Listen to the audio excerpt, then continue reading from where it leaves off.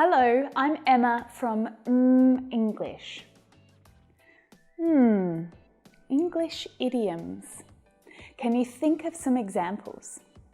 The early bird gets the worm, bite your tongue. Do they drive you crazy? Idioms are really common English expressions that can be used in formal and informal situations. They're quite challenging to learn because the meaning of the whole idiom, all of the words together, often doesn't relate to the literal meaning of the individual words. The idiom, as you're painfully aware, has its own unique meaning. So in this lesson, I'm going to teach you a few useful idioms that will help you to talk about your holidays. Now, I'm sure that you'll be able to think about a holiday that you've had in the past and use the idioms that I'm going to share in this lesson to help you talk about them. Now, there are lots of English idioms, but learning to use some of them will help you to sound creative, interesting, and fun when you're using English. And of course, it will definitely help you to understand more of what native speakers say. Using idioms correctly in your English speaking exams like IELTS or TOEFL will definitely impress your examiner. So it's worth spending some time learning a few idioms that you can use to talk about holidays that you've had. Now, a quick note, remember that the tense changes can affect the verb in the idiom, if there is one. For example, we're going to travel light. We traveled light. We are traveling light. So pay close attention to how I'm using the idiom in these examples. Now, let's look at that same example again in more detail. To travel light or to pack light. Now, if someone travels light or packs light, they don't take a lot of luggage with them on a trip. They don't take lots of bags. We have to walk a fair way from the station to our hotel, so try to pack light. We only stayed for 3 days, so we packed light. Do you need some help collecting your luggage, or are you traveling light? To hit the road. This idiom means to leave or to start a journey. We're going to hit the road at 8 a.m. We're going to leave at 8 a.m. We hit the road early so that we reached the village by lunchtime. Now, this idiom is just as easily used when you're at a barbecue with friends and you decide it's time to go home.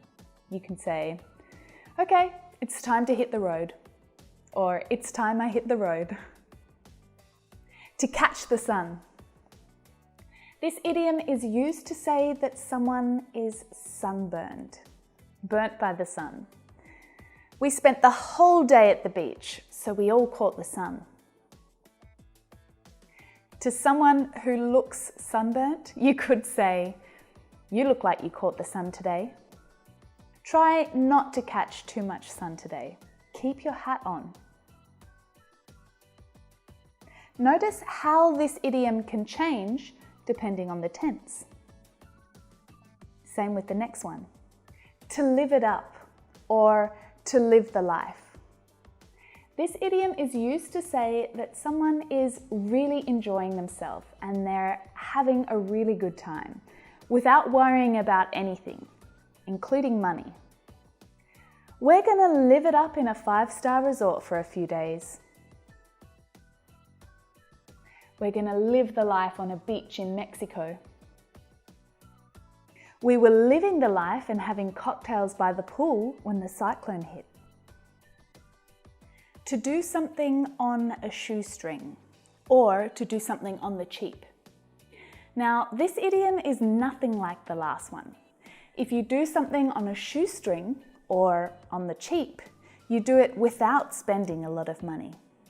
Staying in hostels is a good option if you're traveling on a shoestring budget.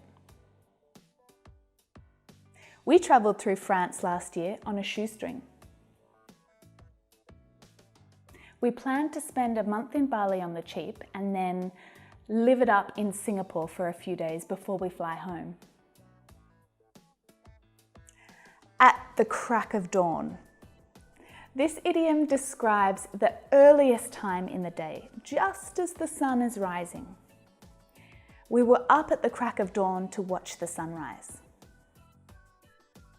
It's a long drive, so we set off at the crack of dawn.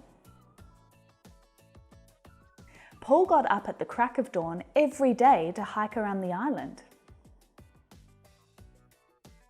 Bright and early. Now, this idiom is similar to the last one. It's used to explain that something happens early in the morning. It's not quite as early as at the crack of dawn though. We had to get up bright and early to catch the train to Paris. Another idiom that's similar is first thing. It means before anything else is done in the morning. We need to check out first thing tomorrow. You need to call and make a reservation first thing. We don't want to miss out.